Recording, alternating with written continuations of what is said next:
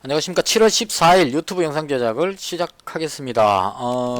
오늘 장은 정말 다이나믹하면서 빅 이슈가 있었습니다. 한국판 뉴딜 정책 발표가 빅 이슈였죠. 이야기하기 전에 제가 유튜브 영상에서 포크를 예를 들어서 이제 설명을 드렸는데요. 이 부분이 이제 포크가 도박이라고 설명을 하면서 주식도 도박이다 이렇게 말씀을 드리니까 주식을 투자한다고 생각하시는 분 관점에서는 그걸 굳이 도박이라고 할 필요가 있겠느냐 이렇게 또 생각하실 수도 있을 것 같다는 생각이 듭니다. 근데 제가 말씀을 굳이 포크로 설명드린 이유는 코스트라니 선생님이 주식 투자에 대해서 방법을 설명하실 때 주식은 차트나 뭐 어떤 이런 것들 실적 이런 게 중요한 게 아니고 매매하는 투자자들의 심리 상태가 중요하다. 그러니까 살려고 하는 사람의 심리 상태하고 팔려고 하는 사람의 심리 상태, 누가 더 급하냐에 따라서 주가가 결정된다. 팔고 싶은 사람은 주가 결정은 딱 이런 거죠. 이 회사의 실적과는 거의 관계없이 YBM넷을 오늘 예를 들어 보겠습니다. YBM넷이 이 종목으로 제가 심리가 왜 중요한지 설명을 드릴게요.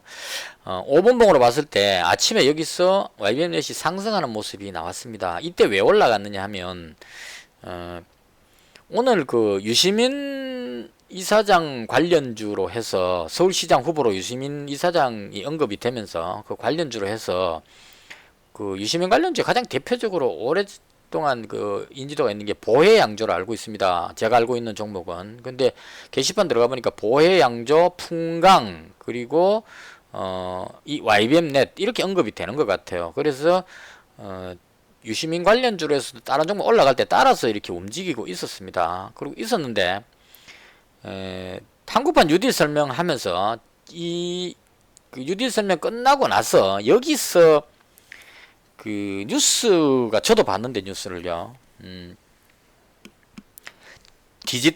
비대면 교육 관련한 부분에서 뭐 투자를 하겠다는 이런 언급이 나온 것 같습니다. 제가 정확히 못 들었는데 뉴스에 그게 나오더라고요. 이렇게 지나가더라고요. 그래서 비대면 교육하는 뉴스가 나오면서 얘가 쫙 밀고 올라가는 모습이 나왔었어요.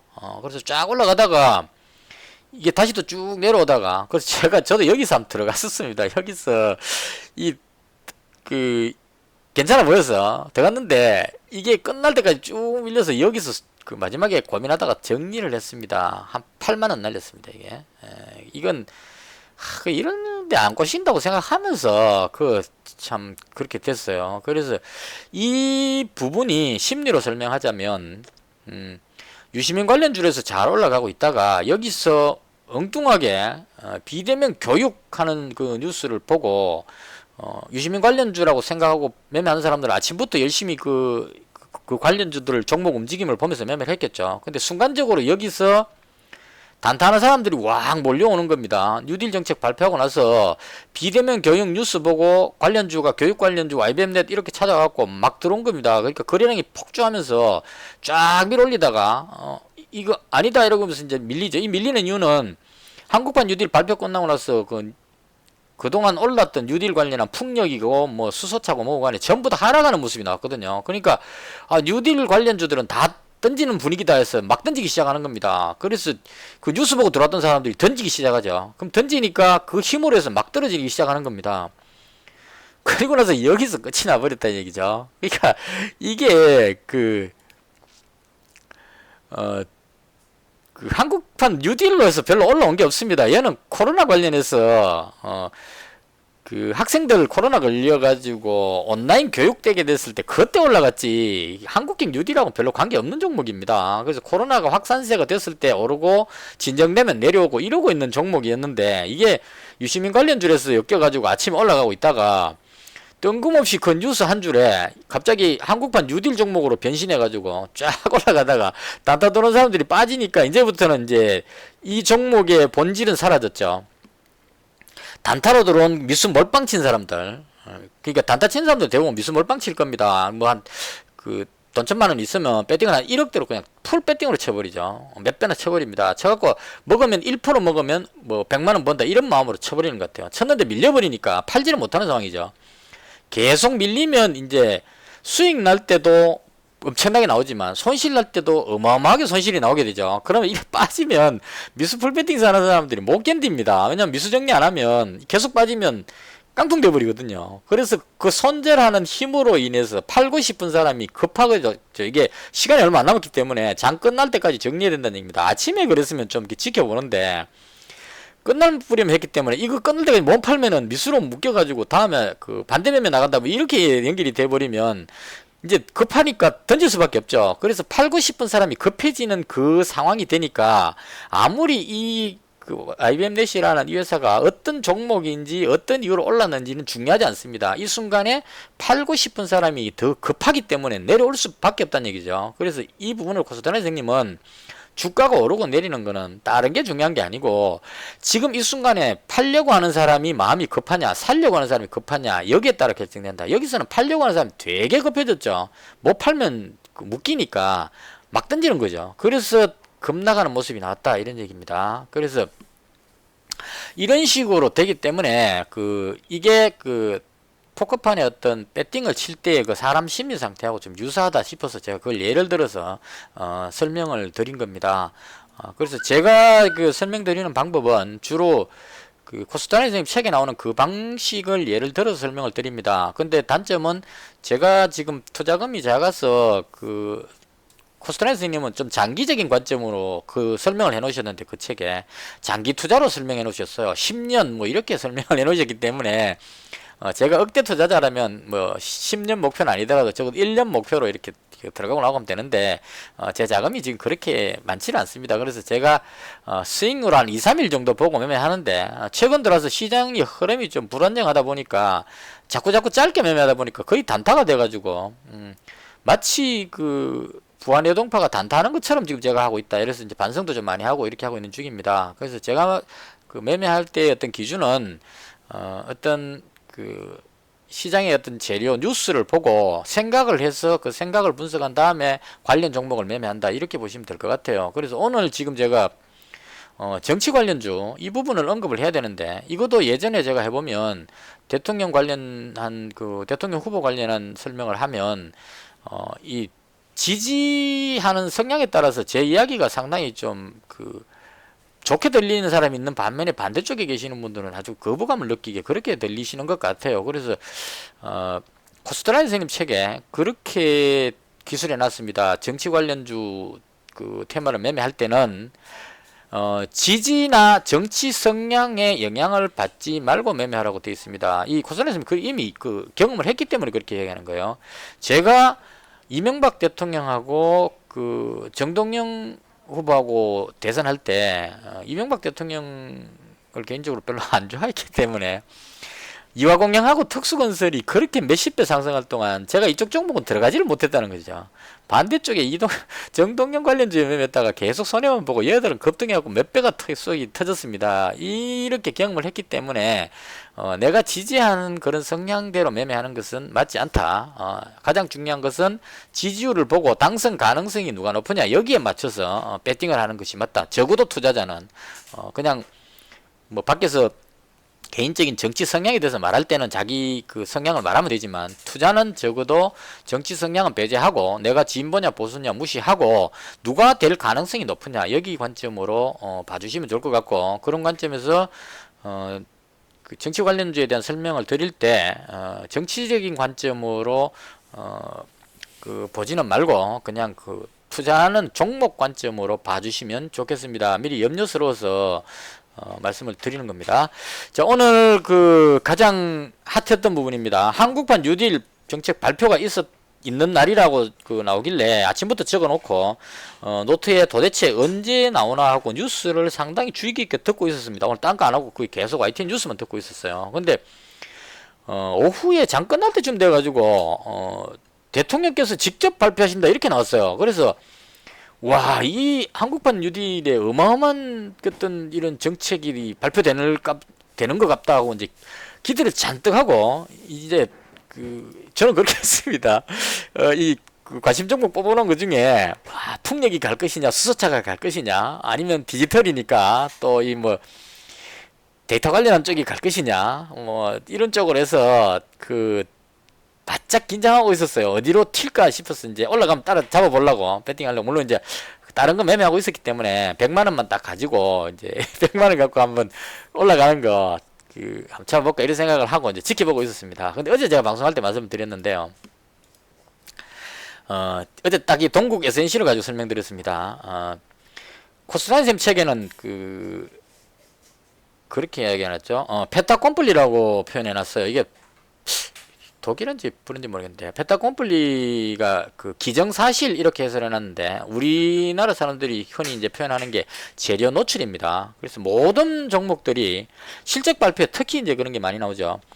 2분기 때 실적이 좋아질 것이라는 뉴스가 나오면 2분기 발표 나오기 전에 계속 올라갑니다. 올라가는데 실적 발표하는 날 딱 발표 나오면 그 순간에 내려옵니다. 대체로. 그러니까 이 부분은 구스타님 이렇게 이야기해놨어요. 실적이 예를 들어서 6,700원을 좀 나올 것으로 예상을 하고 있었는데 6,700원이라고 발표가 나오면 여기 있을 걸로 생각하지만 여기 있지 않고 이렇게 내려온다고 말씀을 하십니다. 왜냐하면 이게 현재의 가치가 아니고 2분기 실적이 잘 나올 것이라는 기대감으로 여기 있다가 이만큼 올라온 가격이란 얘기죠. 그러니까 실적이 6,700원 나올 만한 기대치가 여기 딱 반영되어 있는 위치이기 때문에 6,700원이라고 발표하면 일반 사람들은 6,700원이라고 예상했는데 6,700원이니까 이 주가는 6,700원이다 라고 생각하고 여기를 고수하려고 그런다는 얘기입니다. 내려오면 잡으려고 애를 쓰겠죠. 근데 실제로는 이게 끝이라는 얘기입니다. 2분기는 이제 뭘 봐야 되느냐 하면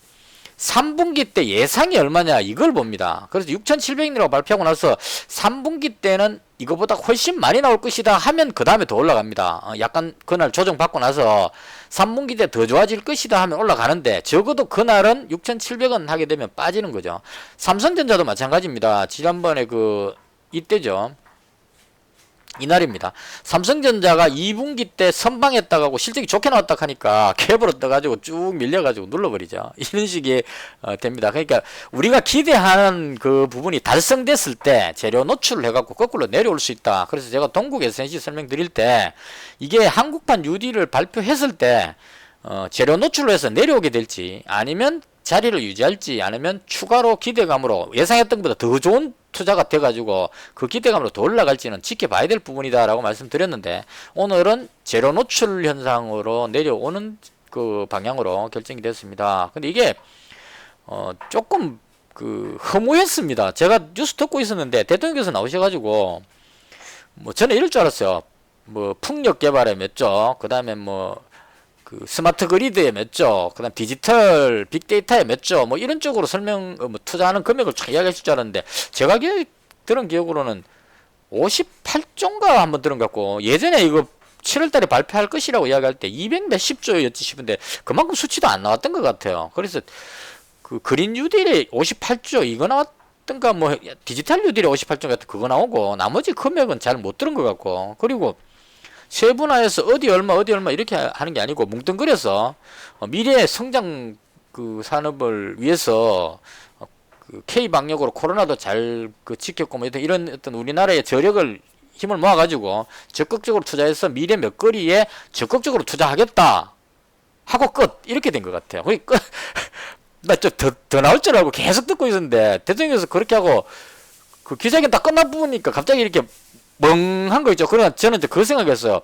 대통령께서 큰 틀을 말씀하셨으니까 이제 부총리나 누가 정책 담당자가 나와가지고 구체적 설명하러 나오는 줄 알고 기다리고 있었는데 그 이후에 아무것도 없었습니다. 그냥 끝하고 그냥 YTN 방송이 바뀌어버렸어요. 그래서 이런 느낌.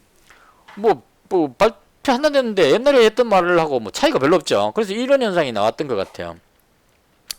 이미 했던 거에서 별반 다를 거 없네. 오히려 좀 더 적어졌나 이런 느낌이 들 정도. 그래서 그런 식으로 해서 재료 노출로 해서 쫙 흘러내리는 분봉으로 보시면 방송 끝나고 나서 쫙 흘러내렸습니다. 그 다음 수소차에 또 투자한다는 뉴스 나올 줄 알고 기다렸겠죠. 그래서 어제 잔뜩 끌어올려놨는데 대장 두산표시 끌어올려놓고 SPS 끌어올려놨는데 오늘 뉴스 끝나고 나서 또 쫙 흘러내려갖고 상당히 좀 그림이 안 좋게 장대 음봉으로 그냥 대장이 저 정도니까 부대장은 더 심했겠죠. 더 내려오고 그 밑에 있던 애들은 이제 그 밑으로 내려가죠. 오일선 깨고 내려가는 이런 현상이 발생을 했습니다. 그래서 오늘은 한국판 뉴딜 관련한 종목들이 오히려 재료 노출로 해서 밑으로 미끄러지는 그런 날이었다, 이렇게 보는 것이 맞을 것 같습니다. 그리고 지금 제가 중요한 걸 빠뜨린 것 같아요. 해외 증시 부분 이야기 안 하고 지금 이게 하도 제가 빅뉴스라서 얘를 먼저 해야겠습니다. 그 해외 증시 부분은 어제 제가 잠들기 전에 나스닥이 상승하고 있었던 걸 봤었어요. 그리고 그 테슬라가 한 14%까지 상승하고 있는 걸 보고 잠들었는데 아침에 일어나니까 마이너스 3%로 끝이 났습니다. 그러니까 그건 한 20% 폭으로 올라가고 있다가 그 16% 급등했다가 마이너스 3% 끝났답니다.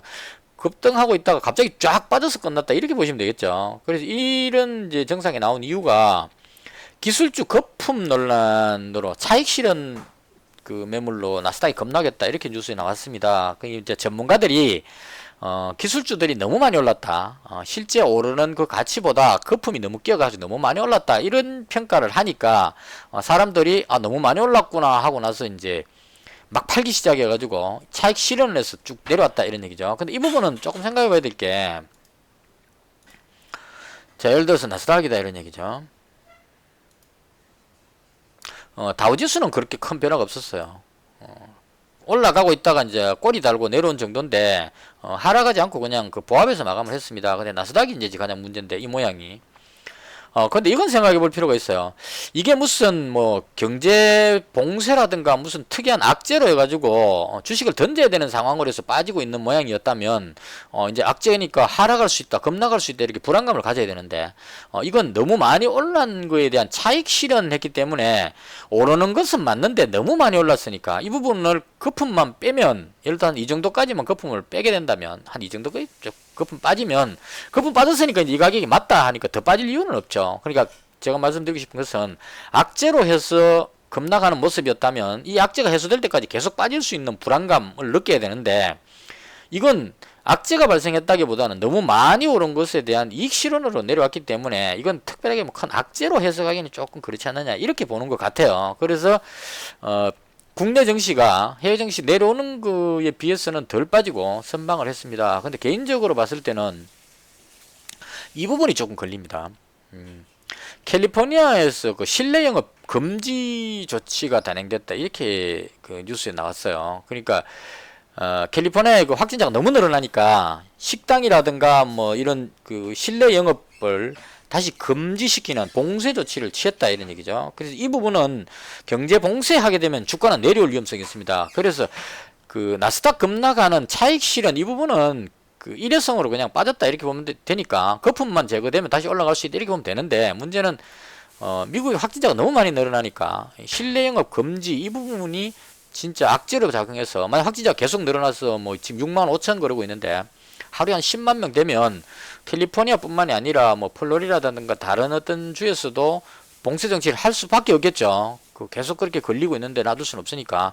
지금 현재 이 확진자가 늘고 있는데도 버티고 있는 이유는 렘데시비르 같은 약이 사망률을 많이 줄여준다, 한 뭐 60%인가 70% 정도는 사망률을 낮춰준다. 그래서 걸린 사람을 치료하면, 그 약을 치료하면 사망자가 크게 늘지 않기 때문에 봉쇄까지는 안 해도 된다, 감기 걸렸을 때 약 먹는다, 이런 의미로 이제 해서 올라가고 있는 중인데, 만약에 이게 급증해서 병원이 모자라고 이런 상황이 발생한다면 렘데시비르가 아니라 뭐 렘데시비르보다 더 좋은 약이 있더라도 당장 그 급한 사람들이 인공호흡기가 필수인데 인공호흡기도 없고 병원에 들어갈 수도 없으면 그 병원에 입원도 못하고 바로 사망자가 막 나오게 되는, 예전에 그 우한에서 그 거리에서 막 쓰러져 죽고 하는 이런 현상까지 나올 수 있다, 이런 얘기죠. 그런 상황이 된다면 다시 그 봉쇄 조치를 취해야 될 위험성이 있습니다. 그래서 봉쇄 조치한다는 어떤 그런 식의 뉴스가 나오게 된다면 캘리포니아 이 금지 때문에 다우가 올라가던 게 밀렸는데,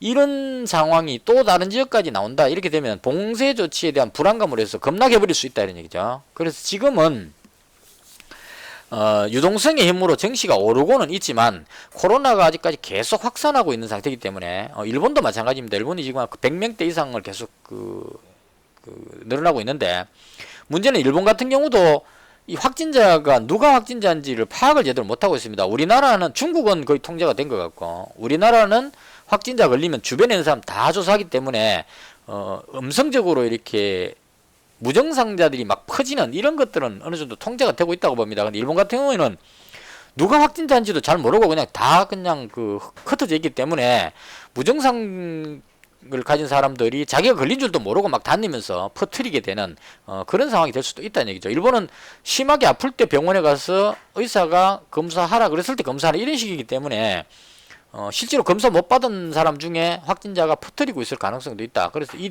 일본하고 미국, 그다음 뭐 남미 쪽 이런 쪽으로 상당히 위험한 상황이고, WHO에서 오늘 나온 뉴스 보면 일부 국가에서 잘못된 길로 가고 있기 때문에 미국하고 브라질 이런 쪽을 이야기하는 것 같습니다.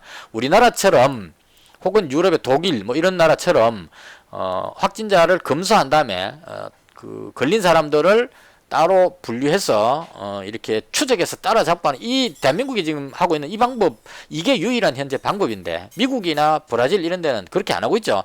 별로 심하지 않다 이렇게 이야기를 대통령이 나서서 그래버리니까 그러다 까불다가 브라질 대통령 코로나 걸리고 막 그랬죠. 그래서 그렇게 하고 있으니까 국민들이 뭐 마스크 낄 필요 없다 이런 식으로 해서 점점 더 확산세가 막 퍼지고 있는 그런 상황이다 보니까 WHO에서 일부 국가에서 잘못된 길로 가고 있기 때문에 이게 아주 심각한 상황으로 갈 수도 있다. 이런 식으로 WHO 발표만 봤을 때는 뭔가 엄청난 재앙이 올 것 같은 그런 느낌으로 표현을 했습니다. 그래서 전체적인 정치 상황은 코로나 부분이 더 확산해서 경제 봉쇄가 되는지는 항상 생각하면서 그 봉쇄만 되지 않는다면 유동성으로 어느 정도 상승할 것 같다. 이렇게 대응을 하면 될 것 같습니다. 그래서 간단히 설명드리면 언제든지 도망갈 준비를 하면서 조심해서 조금씩 매매하는 것이 맞지 않을까 개인적으로 그렇게 생각을 합니다.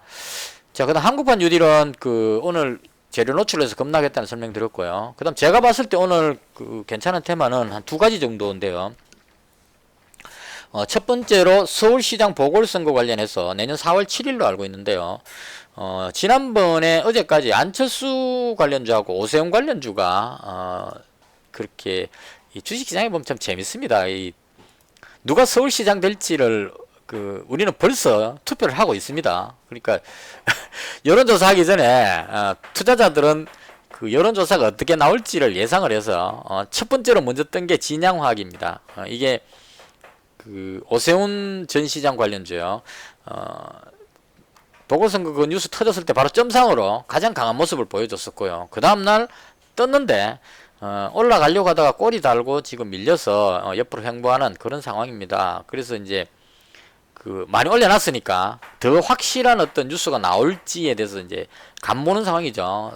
탐색전을 펴고 있다. 여기서 더 올려놨다가 만약에 아니면 꽝 돼버리니까요. 그래서 세력들도 물량을 어느 정도 잡고 있으면서 다음 뉴스에 호재성 뉴스가 나온다면 확 끌어올리려고 딱 대기하고 있는 이런 상태라고 보시면 될 것 같고요. 그 다음 안철수 대표도 떴는데 오세훈 관련주보다는 좀 약했습니다. 10몇 프로 떴던 걸로 기억하는데요. 그리고 어제 약간 조정받다가 오늘 다시 약간 들어 올리면서 자리를 지켰습니다. 그러니까 5분봉입니다. 아침에 뜨는 모습이 나왔다가 계속 횡보해서 마지막에 약간 들어 올리면서 이렇게 끝이 났습니다. 그래서 저는 개인적으로 오늘 선의전자를 매수를 했고요. 그 다음 오늘 등장한 다크호스입니다. 유실린 관련주인데요. 항상 그렇게 생각했었죠. 오세훈 전 시장은 미래통합당이죠.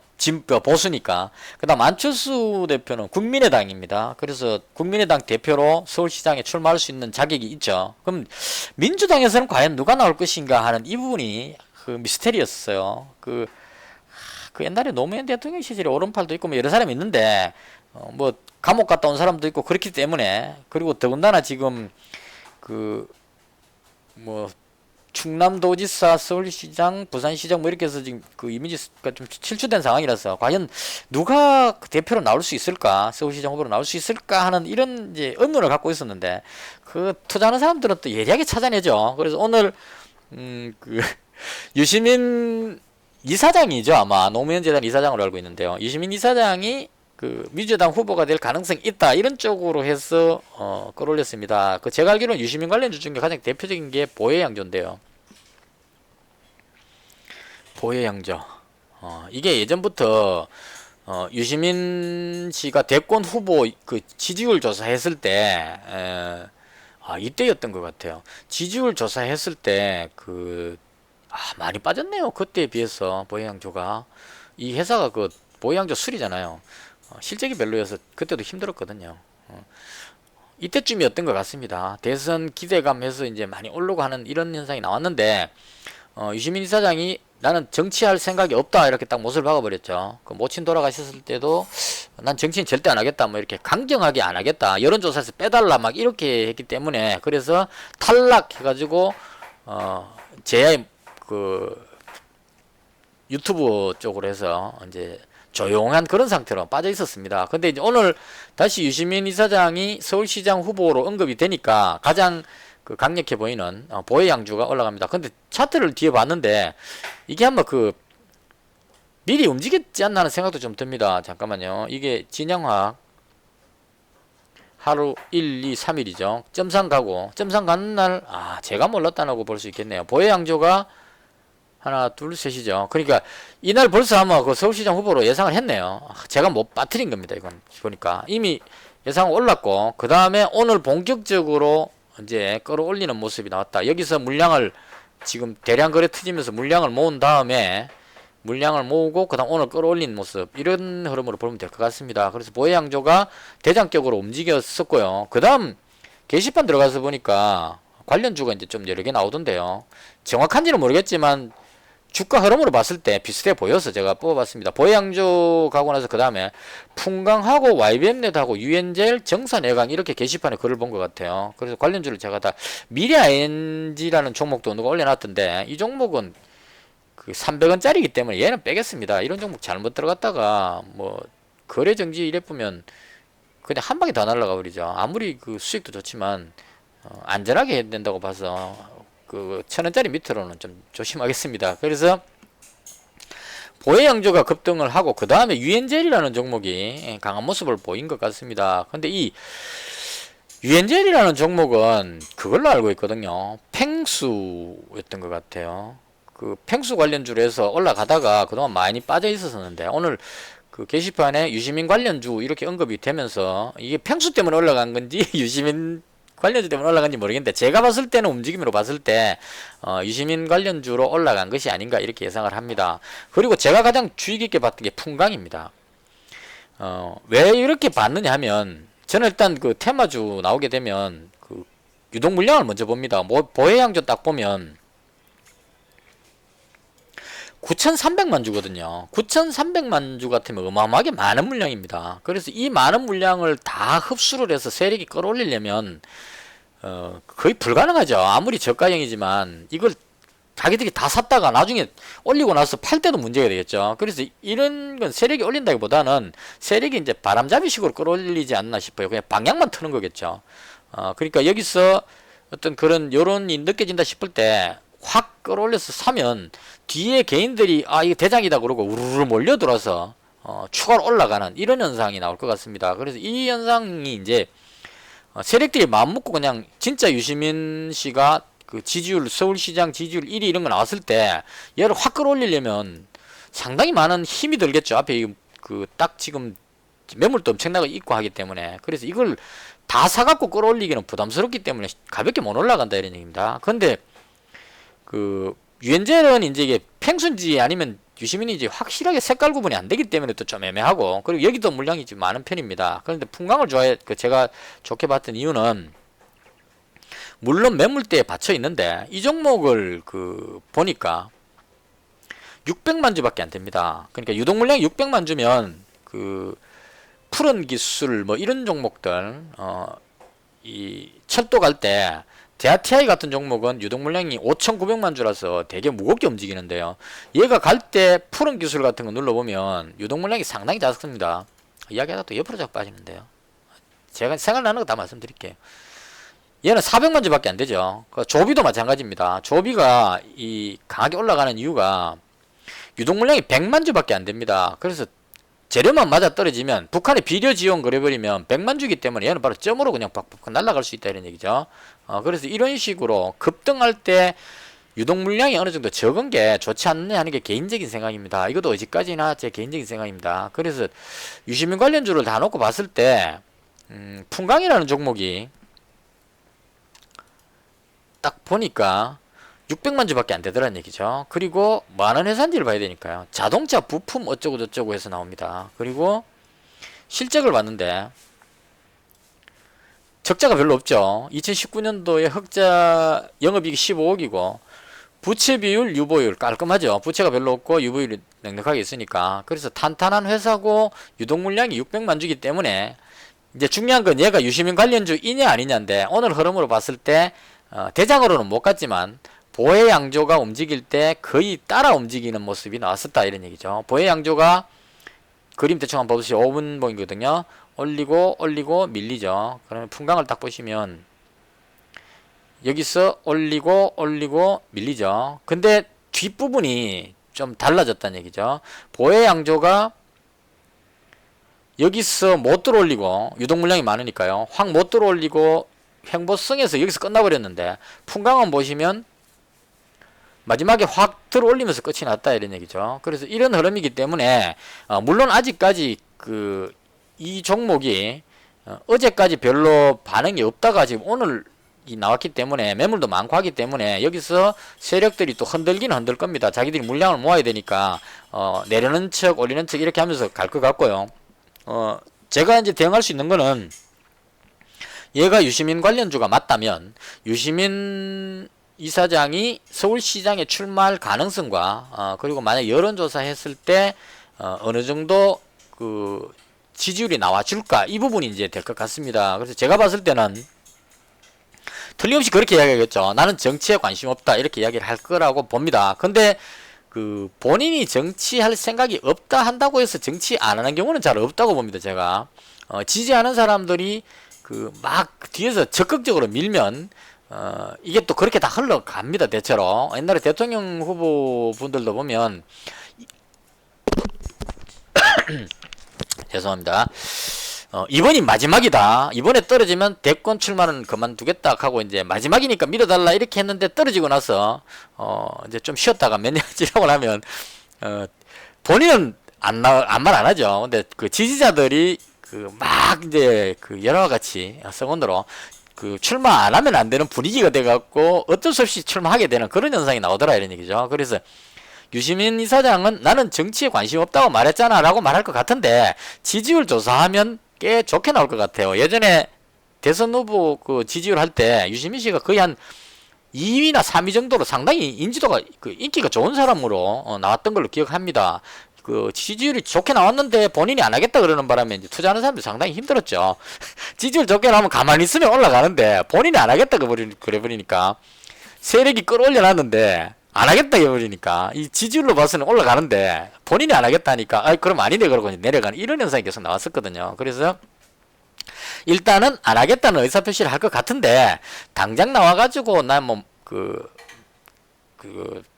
서울시 출마하면 내 손가락에 장을 찢겠다 이런 표현만 안 한다면 그냥 가만히 침묵만 해준다면 그 여론조사 했을 때 어느 정도 상승하지 않겠느냐. 그래서 개인적으로 개인적인 것으로 봤을 때 유시민 이사장도 그 서울시장 후보로 상당히 강력한 어떤 부분이 아닐까 해서 이쪽 종목을 좋게 봐서 풍강을 오늘 매수를 했습니다. 그리고 그 안철수 관련주를 제가 링네트를 가지고 있었는데요. 여기서 그 팔았습니다. 여기서 5,200원쯤 여기서 팔아버렸어요. 왜냐 팔았냐면 계속 가지고 있다가 이 링네트가 그 두 가지 묶여 있거든요. 원격 관련한 종목으로도 묶여 있고, 그 다음 안철수 관련주로도 살짝 걸려 있습니다. 이게 안철수 관련주인가 아닌가 이렇게 생각할 정도로 약간 아리송한 이런 상황으로 걸려 있었는데, 문제는 그 원격 관련한 알스포트가 한국판 뉴딜 뉴스 나오고 나서 다들 겁나가니까 같이 빠져버렸어요. 이때 던질 때 보십시오. 그냥 시장가로 막 던진 것 같아요. 쫙 빠졌다가 다시 회복이 되긴 했습니다. 그래서 이만큼 빠질 일이 아닌데 알스포트는 우리나라의 어떤 그 한국판 디지털 뉴딜하고 크게 관계없습니다. 일본의 확진자가 많으니까 일본의 원격 서비스 1위라서 그래서 올라온 건데 사람들 생각은 그렇지 않죠. 한국판 뉴딜 다 던지니까 얘도 그 디지털 뉴딜이다 이러고 같이 막 던지는 그런 상황이 생겼습니다. 그래서 얘가 막 내려가니까 알스부터 대장인데 이게 내려가면 닉네트도 내려갈 것 같다는 생각이 들어서 그래서 일단 그 악재 뉴스가 떴으니까 얘를 다 정리를 했습니다. 그리고 나서 이제 어차피 안철수 관련주는 사람들이 선의전자로 인식을 하고 있기 때문에 그래서 이쪽으로 다시 들어왔습니다. 그래서 개인적으로 선의전자가 지금 평균 단가가 4,087원 정도 돼요. 100만원씩 3번에 매수했습니다. 4,087원이니까 대충 평균 단가가 한 요정도 될 것 같으네요. 여기서 계속 여기서 사고 여기 내려왔을 때 사고 뭐 이렇게 해갖고 4,087원 여기가 지금 제가 매수 가격이 됐습니다. 그래서 매수 가격보다 위로 올라가서 이렇게 마감한 이런 상황이 됐고요. 그래서 개인적으로 봤을 때 안철수 관련주는 선의전자가 거의 대장으로 모두가 인식하는 것 같고 이게 가장 좋을 것 같습니다. 이 선의전자는 실적도 그렇게 나쁘지는 않습니다. 진동자 뭐 이런 쪽인데 유동 물량이 3,300만 주로서 좀 많다는 게 단점이긴 한데 실적이 뭐 적자나고 그런 회사는 아닙니다. 지금 보시면 2019년도 실적이 2018년에 비해서 상당히 좀 그 호전됐죠. 전자제품 이런 쪽에 수요가 많기 때문에 부채 비율도 거의 없는 상태고 그 탄탄합니다. 뭐 망할 회사가 아니니까. 그래서 안철수 관련한 뉴스만 나온다면 올라갈 수 있는 그런 종목, 특히나 현재 가장 강하게 움직이고 있고 지난번에 귀국했을 때 이때도 제가 그 방송 보시면 아시겠지만 제가 안철수 관련주 계속 갖고 있다가 12월 26일인가 그 마지막 그 매매하는 날 그 한 해를 마감하면서 가지고 있는 종목 전부 청산하고 현금 가지고 새해에는 새롭게 시작하겠다고 매수 주문이 체결되었습니다. 다 팔아버렸는데요. 요건 좀 이따 설명드릴게요. 뭐 매수되는 거요. 다 팔아버렸는데 1월 2일날 휴일날 안철수 대표가 귀국하겠다 그러고 그 뉴스가 나와버렸어요. 그래서 그 뉴스 나오고 나서 그 1월 1일날인가 뭐 그 귀국하겠다는 뉴스가 나오고 나서 1월 2일날 휴일 끝나고 나서 바로 갭으로 떠버렸습니다. 그래서 이거 놓쳐버렸는데요. 계속 버티고 있다가 하여튼 심리적으로 이렇게 짧게 하면 안 되는데 이런 경험이 있는데 지금도 마찬가지입니다. 안철수 후보가 서울시장 관련한 어떤 그 부분만 살아있다면 출마 안 하겠다 이렇게 되면 문제가 되겠지만 그렇지만 않다면 올라가지 않겠느냐 이렇게 생각을 합니다. 그리고 안철수 관련주에 호재성 그 뉴스가 하나 나왔는데요. 그것도 참 기발한 생각이었었어요. 미래통합당에서 그런 이야기가 나왔습니다. 저는 이제 안철수 대표가 능력 면에서는 가장 좋지만 지지 세력이 없기 때문에 국민의당이 국회의원이 3명밖에 없기 때문에 이 지지 기반 가지고 선거에 나가서 서울시장으로 당선될 가능성이 있겠느냐. 또 그 민주당하고 통합당 중간에 끼 가지고 이리 치고 저리 치고 해서 결국은 또 미역국 먹는 것이 아닌가 이렇게 생각했는데 통합당에서 기발한 아이디어가 나왔습니다. 그 안철수 대표를 야권 통합 그 야권 전체의 그 대표로 내보내는 방법이 좋지 않겠네 이런 이야기가 나왔어요. 그래서 그거 듣고 보니까 가만히 하니까 이건 정말 기발한 아이디어다는 생각이 들었습니다. 왜냐하면 통합당에 지금 누구 나올 만한 사람 잘 없습니다. 그 나와도 유시민 씨 같은 이 민주당하고 붙으면 아직까지 그 국회의원 선거할 때 봤죠? 국회의원 180석을 싹쓸이 해버립니다. 여론이 그렇다는 얘기예요. 그래서 코로나가 잘 잡히고 있고 이렇게 하기 때문에 반대쪽인 사람, 욕하는 사람 많겠지만 그 현 정부를 지지하는 사람도 상당히 많습니다. 그래서 이 통합당에 누군가 나와도 지금 나올 만한 사람도 잘 없는데 오세훈 시장은 나오면 문제가 되는 게 시장 됐다가 자기가 뭐 어쩌고저쩌고 하다가 뭐 교육 어쩌고저쩌고 하다가 투표해갖고 투표 졌다고 자기가 사표 내붙는데 한번 생각해 보십시오. 사장 시켜줬는데 자기가 뭐 일하다가 내가 좀 잘못된 것 같다고 사표 냈는데 다시 와갖고 내 사장 시켜도 이러면 그거 또 사장 시켜주긴 좀 그렇지 않나요? 이상하잖아요. 그래서 그 부분 때문에 만약에 오세훈 씨하고 그 유시민 씨하고 뭐 민주당 누가 붙으면 제가 봤을 때 여러 가지 면에서 질 것 같아요. 그래서 통합당에서 나오는 안이 이제 우리 쪽에서 내지 말고 안철수 대표가 인지도가 상당히 좀 나름 있으니까 이쪽으로 해서 야권 대표로 이제 딱 내보내면 이제 그 인물로서 어느 정도 커버가 되니까 한 붙어볼 만하다 이렇게 구도를 짜는 것 같습니다. 그래서 제가 봤을 때는 이렇게 되면 안철수 대표하고 유시민 이사장 이 두 사람의 그 싸움이 되지 않을까. 이 현재 오늘까지 본 제 생각입니다. 이게 바뀔 수는 있습니다. 이제 여러 가지 이야기에 따라서. 그래서 이렇게 보고 안철수 관련주인 대장인 써니전자하고 유시민 관련주의 그 대장격으로 보는 풍강하고 두 종목을 오늘 매수를 해서 지금 보유 중이고요. 그리고 지금 방금 매수된 건 그 CTC 바이오가 운 좋게 보합해서 매수를 했네요. 이게 이제 시간 내 거래에 아까 제가 주문 넣어놨는데 계속 이거 비싸게 가격이 가다가 제가 주문 넣어놨는데 이게 딱 운 좋게 종가 금액에 맞춰서 지금 제가 매수가 됐습니다. 50만원치가요. 그래서 요 부분은 이제 지금 말씀드릴게요. 장 끝날 때쯤에 뉴스가 나왔어요. 돼지 구제역 관련한 뉴스가 나왔습니다. 중국에서 그 뉴스 찾아보십시오.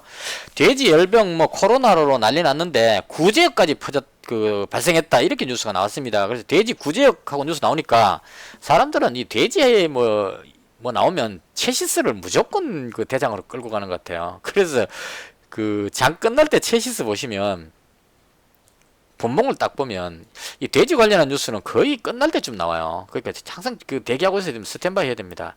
구제역 뉴스 나오고 나서 급하게 이제 워낙 시간이 없으니까요.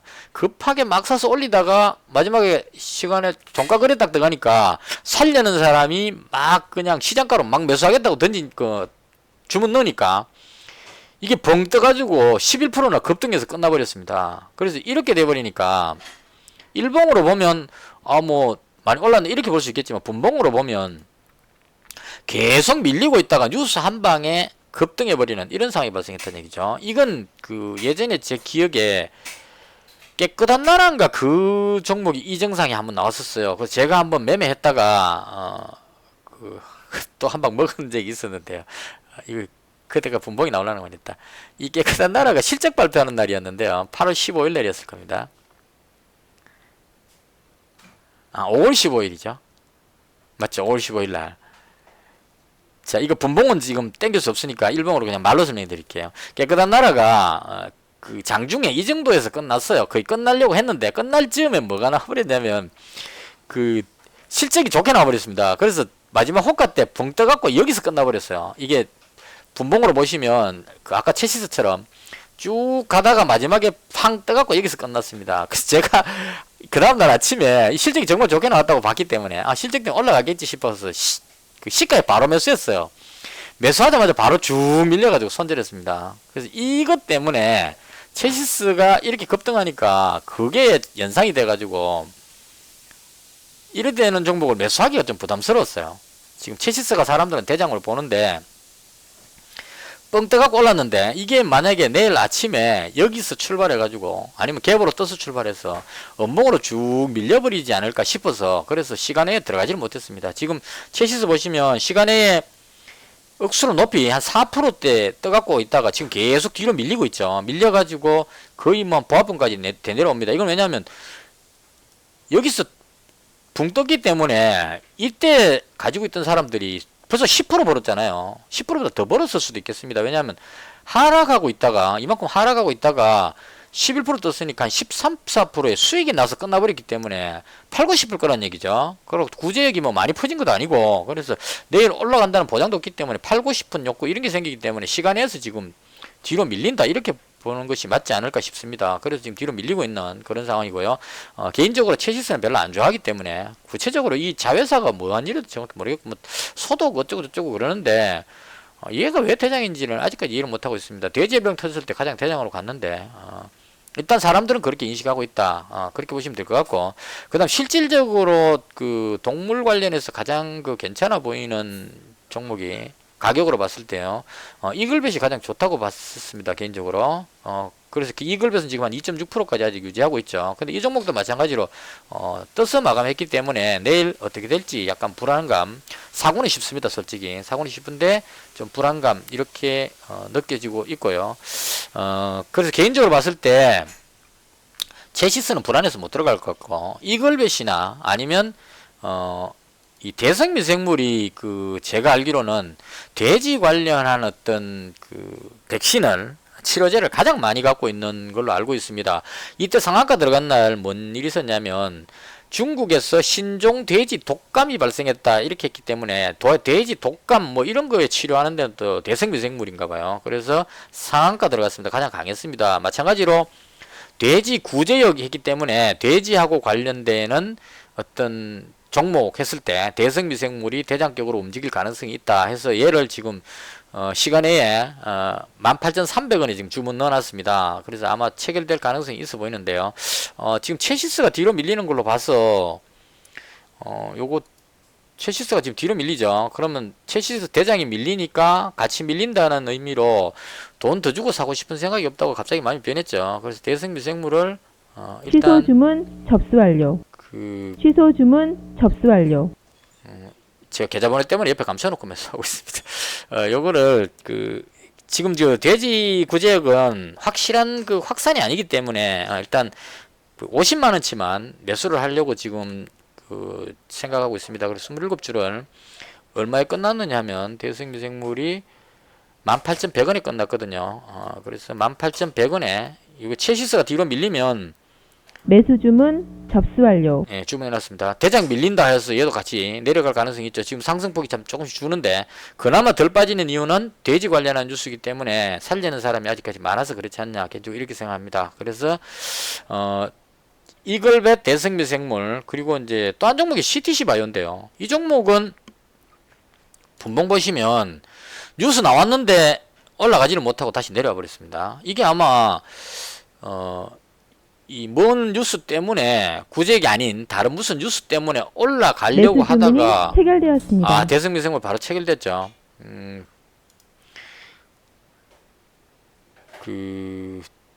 잠깐만요. 체결된 게 좀 궁금하니까 확인하고요.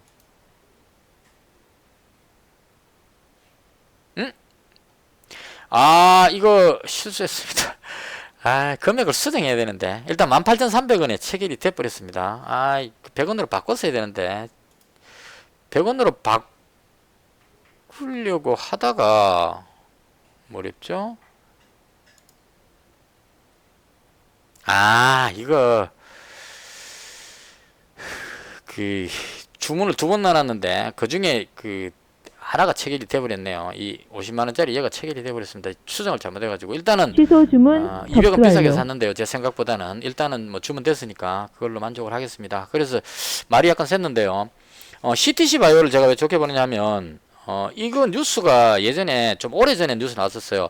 돼지 구제역 관련한 돼지 구제역이 아니고 구제역 관련한 백신을 개발했다는 뉴스가 나왔었습니다. 그래서 백신 관련한 구제역 관련한 대장으로 보는데 사람들이 그걸 인지를 못하고 있는 것 같아요. 그리고 아침부터 무슨 이유인지 모르겠지만 끌어올리려고 하다가 코로나 관련해서 끌어올렸는지 모르겠는데 올리려고 하다가 물린 사람들이 털면서 쫙 빠져 있는 이 상황에서 지금 뉴스가 나왔기 때문에 이 종목이 구제역 백신이 있다는 뉴스를 알고 있는 사람이 별로 없을 겁니다. 그래서 그거로 해서 못 올라가고 던져버렸고, 그래서 마찬가지로 여기 있는 사람들이 매도 물량으로 해서 밑으로 더 빠져서 그래서 단일가 매매에서 끝난 것 같고요. 지금 더 내려옵니다. 그래서 추가 더 사고 싶었는데 더 내려오면 밑에서 조금 더 받을 생각입니다. CTC 바이오 제가 금액을 많이 못 넣는 이유는 실적이 좀 마이너스라서 그래서 지금 못 들어가고 있다 이렇게 보시면 될 것 같아요. 그래서 대충 이렇게 해서 다른 테마들은 지금 기존 올라가고 있던 뭐 디지털 뉴딜이라든가 수소차라든가 이런 종목들이 오늘 충격을 한번 받아버렸기 때문에 좀 조심스러워서 일단은 피했고요. 그 다음 대선 테마는 정치 테마는 지수가 내려올 때도 크게 지장이 없이 지수 하락이나 행보할 때 오히려 더 장점이 있는 그런 종목이기 때문에 그런 차원으로 안철수 관련주하고 이시민 관련주 두 종목 가지고 있고요. 돼지 구제역은 중국에 또 추가 뉴스가 나오는지를 한번 참고를 하기 위해서 그래서 50만원씩만 일단 매수를 했습니다. 대성미생물을 조금 비싸게 준 거 산 것 같아서 100원에 살 수 있죠. 100원에 살 수 있는 거를 300원에 샀다는 그런 좀 아쉬움은 남지만 어쩔 수 없습니다. 자, 이렇게 해서 오늘 제가 했던 거는 대부분 마무리 했고요. 오늘 닉네트 대신에 선의전자로 바꿔가지고 닉네트에 손실난 부분 어느 정도 많이 했고요. 풍강 풍강 매수해가지고 조금 수익이 났습니다. 근데 요 수익만 하면 닉네트 손실 부분을 커버가 되는데 문제는 그 YBM넷 이거 들어갔다가 이거 들어갔다가 여기쯤에서 들어갔는데요. 이쯤에서 들어갔습니다. 들어올릴 줄 알고 들어갔는데 결국은 뒤로 밀리면서 손절했습니다. 그래서 여기서 손실이 한 8만원 정도 나와가지고 오늘 수익 낼 수 있었는데 약간의 손실로 끝이 났습니다. 근데 뭐 닉네트 대신에 선의전자로 바꾸고 풍강 매수하고 이런 부분들은 나름 괜찮지 않았냐 이렇게 생각을 하고요. 매매 다 끝나고 그 785만원으로 마감을 했습니다. 그래서 785만원 하면요 7850 000 YBM 거 마지막에 안 건드렸으면 오늘 한 8만원 한 5만원 벌었을 건데 참 아쉽네요. 조금 그 요즘은 돈 만원 2만원이 지금 중요한 시점이라서 그 마이너스 3만원 이도 가슴이 아픕니다. 지금 저한테는 아주 큰 돈입니다. 플러스 3만원 하면 플러스 한 5만원 됐으면 흐뭇했을 건데 이게 좀 가슴 아픈 마무리를 했다 이렇게 보시면 될 것 같고요.